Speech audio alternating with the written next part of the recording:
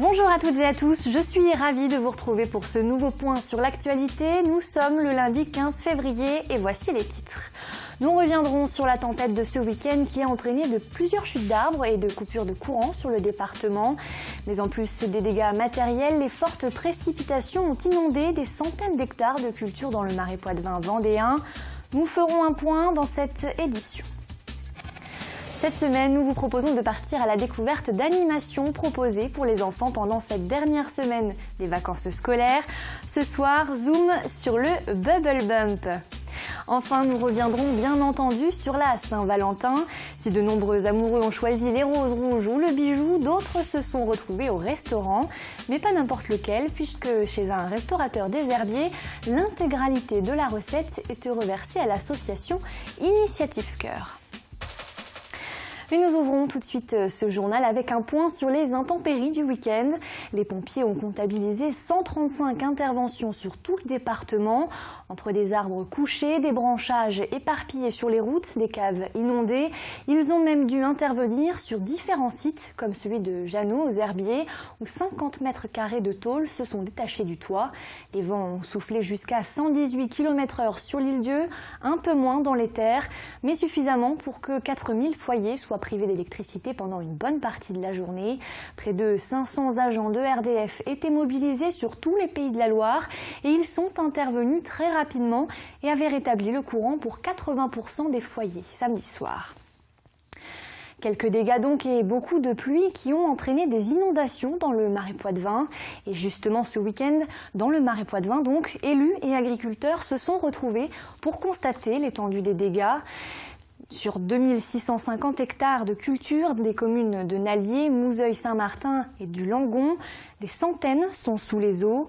Pierre Dalicieux est allé à leur rencontre. Jean-Louis Guillon est agriculteur, il cultive 200 hectares de céréales, mais depuis 3 ans, régulièrement en hiver, une partie de ces terres est sous l'eau. 40 hectares en tout. La faute selon lui à un mauvais aménagement du territoire et à une mauvaise gestion en amont du bassin versant. Et Jean-Louis n'est pas le seul dans cette situation, une cinquantaine d'agriculteurs est concernée.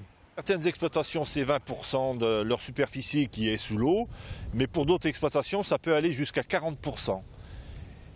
Et ce qui est devenu insupportable, c'est que l'hiver, on inonde une partie de nos exploitations et l'été, on fait payer l'eau aux agriculteurs pour l'irrigation.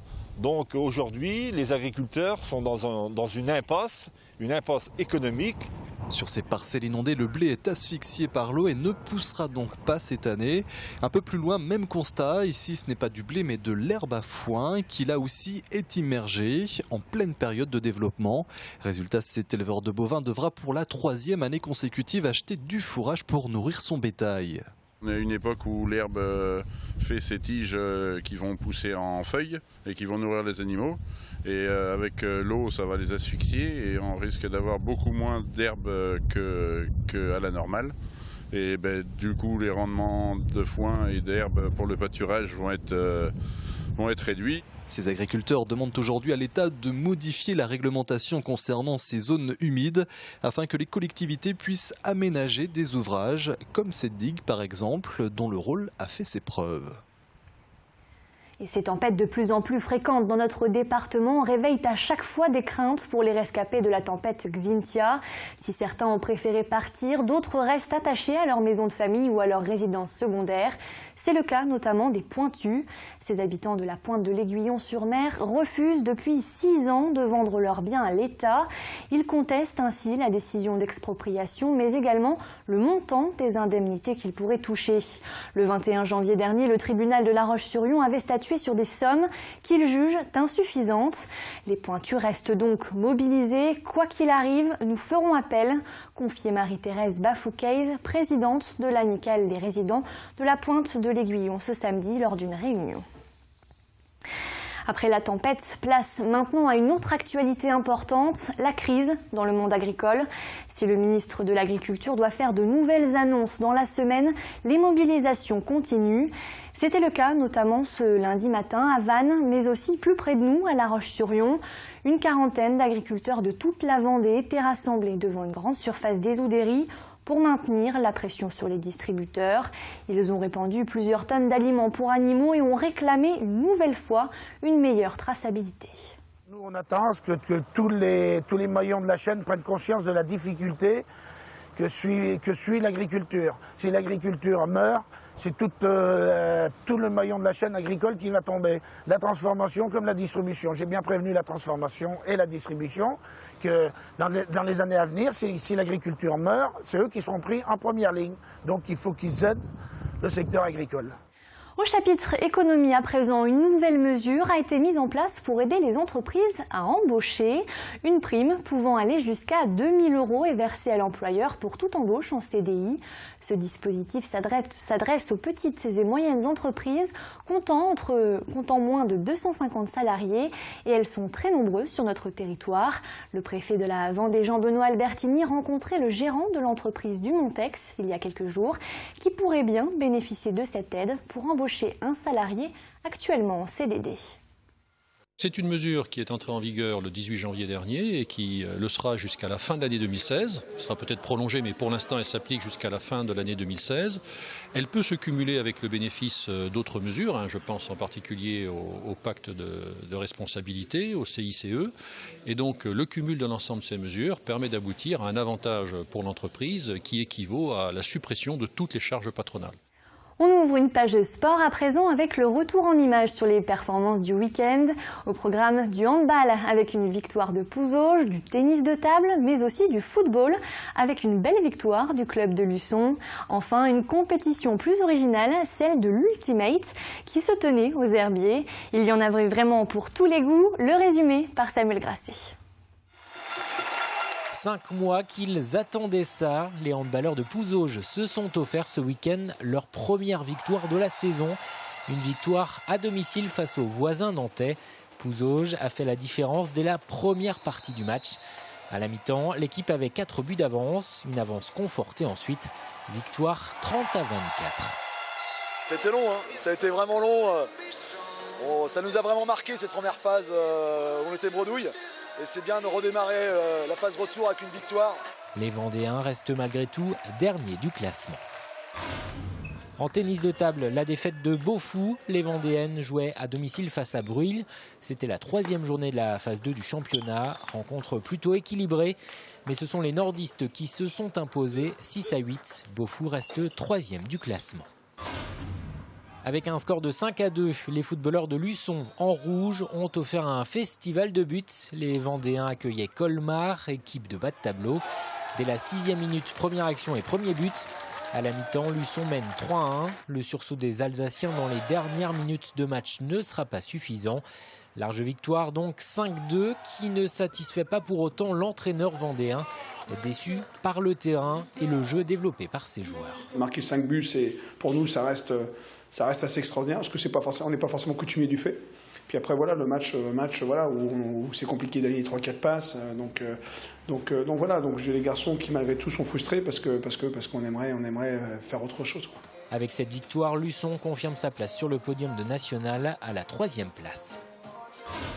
Enfin, les Herbiers accueillaient le championnat régional indoor d'Ultimate. La fédération avait chargé le club vendéen, qui existe depuis 4 ans, d'organiser cette compétition.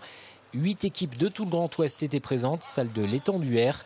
Victoire finale de Laval. Les Hulks, l'équipe des Herbiers, termine 4e et assure donc le maintien. S'ouvre désormais le championnat outdoor, championnat en extérieur.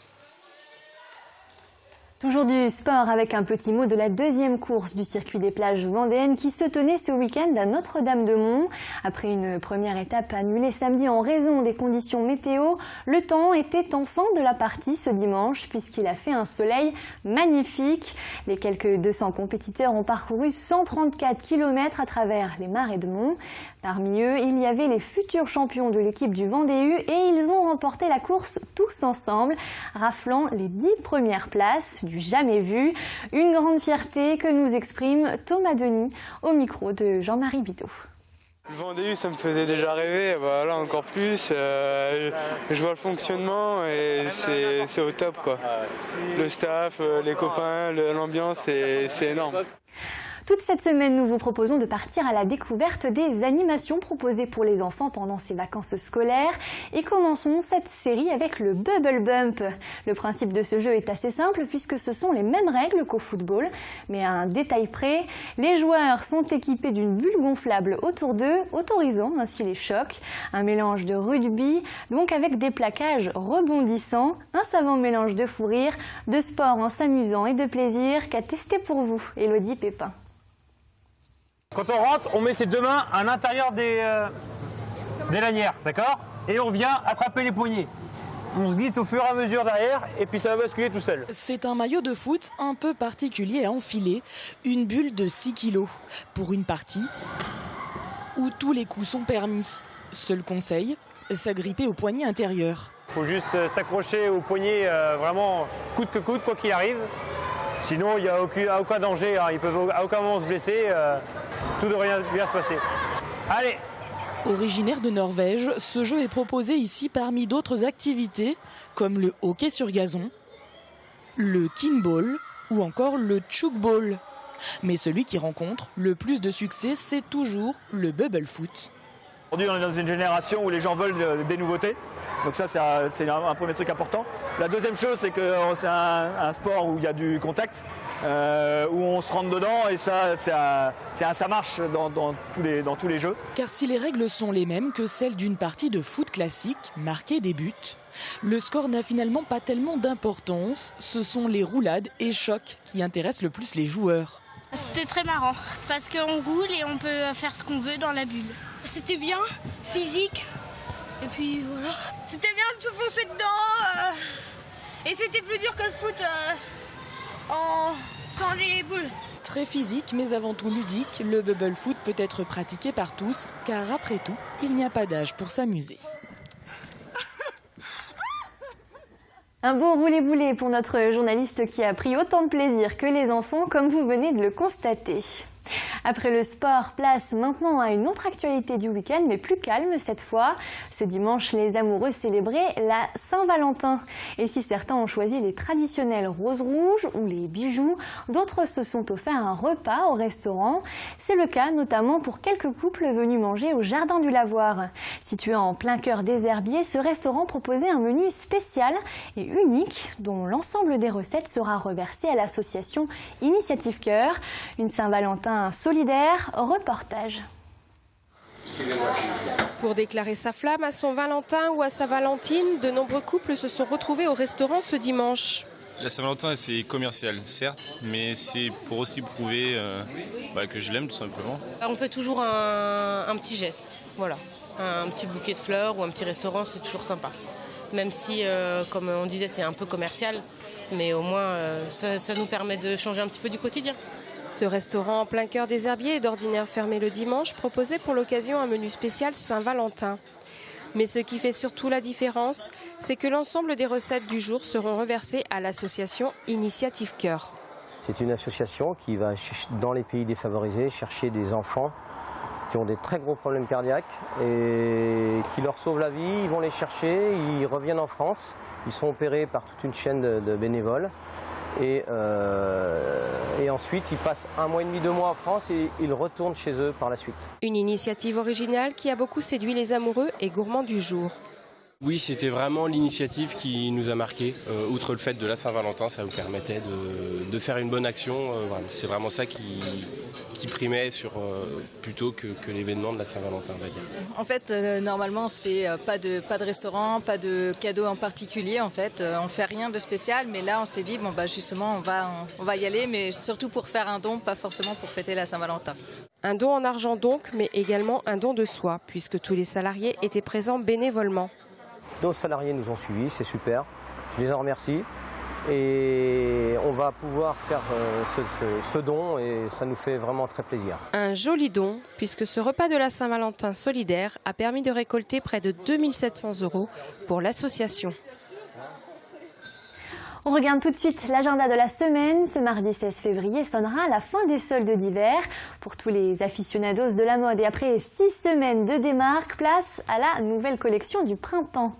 Mercredi, Stéphane Le Foll, le ministre de l'Agriculture, doit annoncer les nouvelles mesures proposées dans le plan d'aide aux agriculteurs. Il reviendra notamment sur les cotisations sociales. En fin de semaine, les écoliers et étudiants de notre zone commenceront à préparer leur sac de cours puisque lundi, ils retourneront sur les bancs de l'école. Fin des vacances pour la zone B et seulement le début pour la zone C. Enfin, dimanche, nous célébrerons le 100e anniversaire du début de la bataille de Verdun. Elle fut l'une des plus longues, des plus meurtrières et des plus dévastatrices de la Première Guerre mondiale. Le président de la République inaugurera à cette occasion un nouveau mémorial afin que tous les soldats, dont certains vendéens, ne soient pas oubliés. Un mot de la météo de demain, grand soleil. Il fera encore très beau sur tout le département. Côté température, par contre, il fera toujours assez frais, entre 0 et 5 degrés. Le bulletin météo d'Armelle Pavageau arrive tout de suite après ce journal. C'est la fin de cette édition. Merci de l'avoir suivi. Très belle soirée et à demain.